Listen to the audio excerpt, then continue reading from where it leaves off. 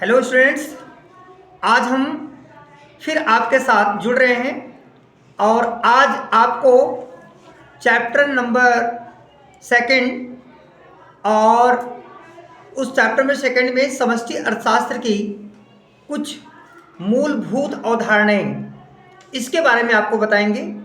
और ये चैप्टर बेटा बहुत ही इम्पोर्टेंट है, इसमें से क्वेश्चन काफ़ी बनकर के आते हैं और आज ही मैं आपको इम्पॉर्टेंट क्वेश्चन दूंगा और उसका जो आंसर है मेरी सारी वीडियो देखिए, उसमें आपको सारा आंसर मिल जाएगा। उस क्वेश्चन के बाहर आपको कोई भी क्वेश्चंस पेपर के लिए नहीं करने हैं, बस आप वही क्वेश्चन करके जाइए और पूरा पेपर सॉल्व होगा। वस्तुएं है क्या? वस्तुएं भौतिक होती हैं। भौतिक का मतलब जिसको आप स्पर्श कर सकते हो, जिसका कोई एक रूप होता है, जिसको आप एक स्थान से दूसरे स्थान तक ले जा सकते हो, उसी चीज को हम वस्तु कहते हैं। तो वस्तुएं भौतिक हैं, इनको देखा जा सकता है, इनको छुआ जा सकता है और इनका कोई एक रूप होता है, यही वस्तु है। सेवाएं क्या होती हैं? सेवाएं अभौतिक होती हैं, इन्हें ना तो देखा जा सकता है और ना ही छुआ जा सकता है। सेवाओं को मात्र हम अनुभव कर सकते हैं, इसी को हम सेवा कहते हैं। सेवाओं का अनुभव किया जा सकता है, इन्हें सेवा कहेंगे। जैसे मेरी आवाज़ है, ये एक सर्विस है, क्योंकि आप मेरी आवाज़ को देख नहीं पा रहे हो। हवा है, एक सर्विस है, इसको आप देख नहीं पा रहे हो। तो ऐसी चीज़ें सर्विस कहलाती हैं, सेवाएं कहलाती हैं। इसके बाद अगला क्वेश्चन ये शुरू होता है कि वस्तुओं को कितने भागों में वर्गीकृत किया गया है। वस्तुओं को जो है वो चार भाग होते हैं। एक अंतिम वस्तुएं, दूसरी मध्यवर्ती वस्तुएं, तीसरी उपभोक्ता वस्तुएं और चौथी पूंजीगत वस्तुएं या उत्पादक वस्तुएं। अब हम बात जो करेंगे वो अंतिम वस्तुओं की बात करेंगे। आप सभी लोग जानते हो, अंतिम पदार्थ जो उपभोक्ता की आवश्यकताओं को प्रत्यक्ष रूप से संतुष्ट कर दे, वही अंतिम वस्तुएं हैं। आपको गर्मी में प्यास लगती है या ठंड में प्यास लगती है, आप गिलास का पानी लेते हो और वो पानी डायरेक्टली यूज़ कर जाते हो, आपकी प्यास उस समय बुझ जाती है, इसलिए इसे हम अंतिम वस्तु का रूप देंगे। आपको भूख लगती है, आप रोटी खा जाते हो, रोटी एक अंतिम वस्तु है। आपको कपड़े की आवश्यकता है, आप कपड़ा यूज़ करते हो, वो एक अंतिम वस्तु है। तो फाइनल गुड्स वो गुड्स होती हैं कि which is directly used by the consumer, जो कि उपभोक्ता प्रत्यक्ष रूप से उसका इस्तेमाल करता है और यह हमारी आवश्यकता को प्रत्यक्ष रूप से संतुष्ट भी करती हैं। तो जो अंतिम वस्तुएं होती हैं वो चार प्रकार की होती हैं। देखो, इसमें पहले तो मैं आपको बता दूं कि अंतिम वस्तुएं है क्या, फिर इसके बाद में पूरा एक्सप्लेन करते हैं। एक तो अंतिम उपभोक्ता वस्तुएं हैं। देखो, ये वे वस्तुएं हैं जो अपने अंतिम प्रयोगकर्ता द्वारा उपभोग के लिए तैयार होती हैं। इसमें ना उपभोक्ता जो होता है वो अंतिम रूप से इसका प्रयोग करता है। उपभोक्ता अंतिम रूप से इसका प्रयोग करता है। आपको भूख लगती है, आप भूख के टाइम पर ब्रेड और मक्खन यूज कर लेते हैं, तो ये जो ब्रेड और मक्खन है इसका प्रयोग उत्पादन क्रिया में नहीं हो रहा है, आप इसका डायरेक्टली यूज कर रहे हो, इसलिए इसे हम अंतिम उपभोक्ता वस्तु कहेंगे। और दूसरा नंबर आता है अंतिम उत्पादक वस्तुएं। ये वे वस्तुएं होती हैं जिनका प्रयोग उत्पादनकर्ता अंतिम रूप से अपनी आवश्यकता की संतुष्टि के लिए करता है। उत्पादक अंतिम रूप से अपनी आवश्यकताओं को संतुष्ट करता है, परंतु उत्पादक वस्तुएं जो होती हैं ये हमेशा उत्पादन प्रक्रिया में अपना योगदान देती हैं। जैसे कि एक ट्रैक्टर है, ट्रैक्टर एक किसान के लिए अंतिम वस्तु है, अंतिम पूंजीगत वस्तु है, और उस ट्रैक्टर का प्रयोग जो है वो उत्पादनकर्ता कहाँ करेगा? उत्पादन प्रक्रिया में करेगा, उत्पादन प्रक्रिया में करेगा, इसलिए इसे हम अंतिम उत्पादक वस्तु का नाम देंगे। इसके बाद सेकेंड पार्ट शुरू होता है मध्यवर्ती वस्तुएं। मध्यवर्ती वस्तुएं बहुत आसान तरीका है। इंटरमीडिएट गुड्स क्या होती हैं? ऐसी वस्तुएं होती हैं जिनका प्रयोग किसी भी दूसरी वस्तु के उत्पादन के लिए किया जाता है।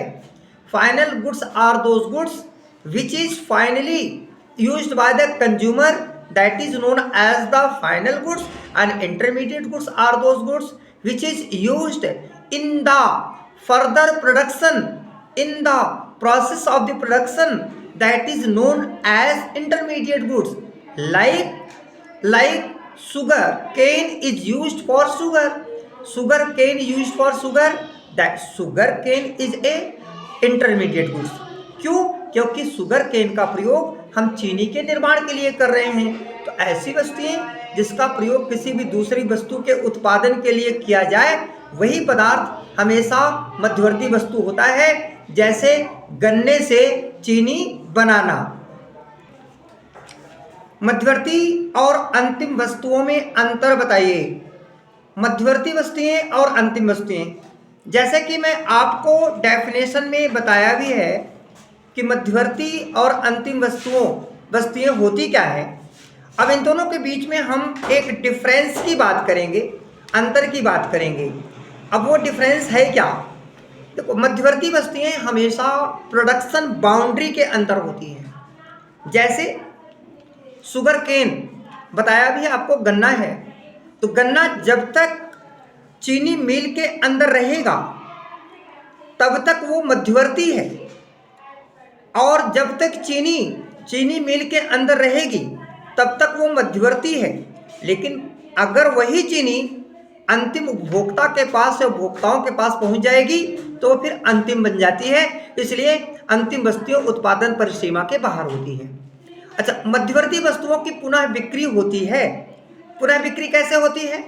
जैसे गन्ना खरीदा जाता है और फिर वो चीनी मिल में डाला जाता है, और चीनी मिल से फिर चीनी बना करके आगे बेचा जाता है, तो मध्यवर्ती वस्तुओं की पुनः बिक्री होती है। एक और दूसरा मैं एग्जांपल आपको बता देता हूँ। जैसे जो एक कार डीलर है, वो सेकंड हैंड कार को खरीदता है और इसके बाद वो अंतिम उपभोक्ताओं तक बेचता है। तो पहले वो देखो खरीदा और फिर अंतिम उपभोक्ताओं को बेचा, तो जो डीलर है ना, वो कार को खरीद रहा है, उसके लिए वो मध्यवर्ती वस्तु है, क्योंकि वो पुनः बिक्री करेगा, दोबारा से उसकी बिक्री करेगा। और जो अंतिम वस्तुएं होती हैं उनकी कोई पुनः बिक्री नहीं होती है, रिसेल नहीं होता। अच्छा, इन वस्तुओं में अभिमूल्य वृद्धि की जाती है। मतलब यह है कि इन वस्तुओं के मूल्य में वृद्धि होती है, परंतु जो अंतिम वस्तु बनकर तैयार हो जाती है ना, वो फाइनल वैल्यू रहती है, उसके मूल्य में कोई वृद्धि नहीं हो सकती है। अगला नंबर, इन वस्तुओं पर होने वाले व्यय को मध्यवर्ती उपभोग व्यय कहा जाता है।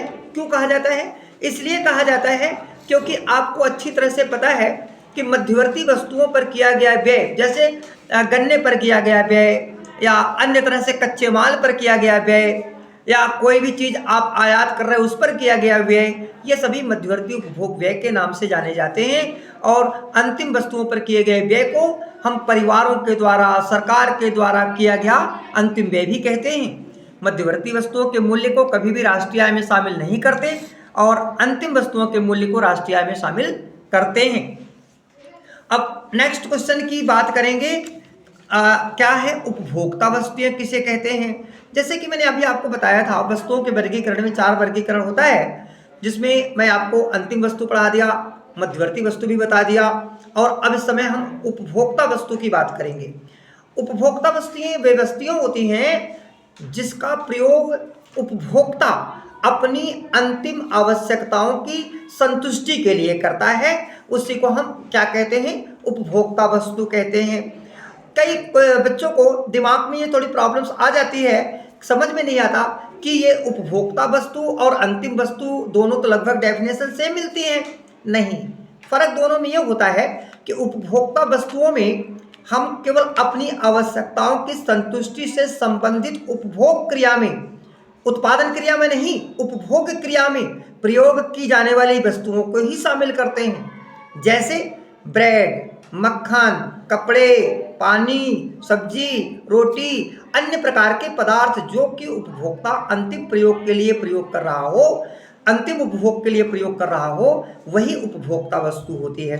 अच्छा, अंतिम में मैंने आपको क्या बताया था कि उसमें अंतिम उपभोक्ता वस्तुएं भी होती हैं और अंतिम उत्पादक वस्तुएं भी होती हैं। तो इसी को हम क्या बोलते हैं, उपभोक्ता वस्तुएं कहते हैं। देखो, जैसे मैंने लिखा भी है, उपभोक्ता वस्तुएं होती हैं जो मानवीय आवश्यकताओं को प्रत्यक्ष रूप से संतुष्ट करती हैं, which is directly used by the consumer specially जो है वो कंज्यूमर की बात करते हैं, जैसे कि परिवारों द्वारा उपभोग किया जा गया दूध, आइसक्रीम आदि। और इस तरह से जो उपभोक्ता वस्तुएं होती हैं वो कितने प्रकार की होती हैं, 4 प्रकार की होती हैं। और अब इस समय हम चारों प्रकार की व्याख्या करेंगे। एकीय उपभोग वस्तुएं, ये उपभोक्ता वस्तुओं का पहला प्रकार है। इसको हम गैर टिकाऊ उपभोक्ता वस्तु के नाम से भी जानते हैं। ये वे वस्तुएं होती हैं जिनका प्रयोग उपभोग प्रक्रिया में हम केवल एक बार करते हैं, जैसे पानी है, सब्जी है, रोटी है, मक्खन है, ब्रेड है आदि का प्रयोग हम केवल एक बार करते हैं, इसलिए इसे गैर टिकाऊ उपभोक्ता वस्तु के नाम से जानते हैं। दूसरा है अर्ध टिकाऊ उपभोक्ता वस्तुएं। ये वे वस्तुएं हैं जिनका प्रयोग उपभोग प्रक्रिया में एक से अधिक बार किया जाता है, लेकिन इनकी जो जीवन अवधि होती है वो बहुत लंबी नहीं होती। मीन्स ये एक बार से अधिक और एक वर्ष से थोड़ा सा ज़्यादा भी हो सकता है, थोड़ा सा कम भी हो सकता है, इसलिए इसे हम अर्ध टिकाऊ उपभोक्ता वस्तु के नाम से जानते हैं। जैसे कि क्रॉकरी के बर्तन हैं। आप जानते हो इलेक्ट्रॉनिक्स के जो छोटी छोटी चीज़ें होती हैं ये सब 1 साल या 1 साल के अंदर ही ख़त्म हो जाते हैं, बेकार हो जाते हैं। तो इसलिए इसको अर्ध टिकाऊ उपभोक्ता वस्तु के नाम से या सेमी यूज कंज्यूमर गुड्स के नाम से जानते हैं। अगला नंबर है टिकाऊ वस्तुएं, जिसको ड्यूरेबल गुड्स के नाम से जानते हैं। ये वे वस्तुएं होती हैं जिसका प्रयोग हम लंबे समय तक करते हैं। These are those goods which is used in several act of consumption that is known as durable use consumer goods like fridge, cooler, AC and all the kinds of the furniture is also known as durable use consumer goods. Next part is services, means सेवाएं जो हमें service देती हैं, जो हमें सेवाएं देती हैं उसी को हम क्या कहते हैं, सर्विसेज कहते हैं या उसे सेवाएं कहते हैं। तो दीज आर दोज, देखो इसमें क्या बताएंगे आप, सेवाएं जो वह गैर भौतिक वस्तुएं हैं जो मानवीय आवश्यकताओं को प्रत्यक्ष रूप से संतुष्ट करती हैं, लाइक द डॉक्टर, अध्यापक हैं या अन्य प्रकार के जो हैं लॉयर हैं, ये सभी की सर्विस को हम सेवाएं कहते हैं। और अगली बात आती है पूंजीगत वस्तुएं। पूंजीगत वस्तुएं क्या हैं? पूंजीगत वस्तुएं वे अंतिम वस्तुएं हैं जो दूसरी वस्तुओं एवं सेवाओं के उत्पादन में सहायता करती हैं, जैसे कि प्लांट, मशीनरी, उपकरण आदि। ये सभी चीज़ें जो हैं ये पूंजीगत वस्तुओं के अंतर्गत आती हैं। और इस तरह से अगला पार्ट हम नेक्स्ट वीडियो में डालेंगे, और नेक्स्ट वीडियो जब आप देखेंगे तो उसमें आपको ये अगला पार्ट, जैसे कि बोलते हैं उसको उपभोक्ता वस्तुओं और पूंजीगत वस्तुओं में डिफरेंस है, निवेश है और स्थिर निवेश इत्यादि के बारे में आपको जानकारियाँ मिलेगी। जैसे आप मेरे साथ जुड़ रहे हो, जितना मेरे साथ आप प्यार मुझे दे रहे हो और ऐसे ही मुझे आप प्यार देते रहेंगे, मैं आपके लिए पूरे संघर्ष के साथ, पूरी मेहनत के साथ, नई नई वीडियो के साथ आता रहूँगा। कोशिश मेरी यही रहेगी कि आपको इकोनॉमिक्स बहुत आसान तरीके से समझा सकूं, इजी तरीके से समझा सकूं, जिससे आपको आगे इकोनॉमिक्स में किसी भी तरह की कोई प्रॉब्लम ना आए। और जो मेरे इस चैनल को सब्सक्राइब नहीं किए हैं उस चैनल को सब्सक्राइब कीजिए, मेरी वीडियो को शेयर कीजिए और मेरी वीडियो को लाइक कीजिए। और मैं ये कहता हूँ कि आप कमेंट बॉक्स में अपनी प्रॉब्लम लिखना बिल्कुल भी ना भूलें। Thanks for watching.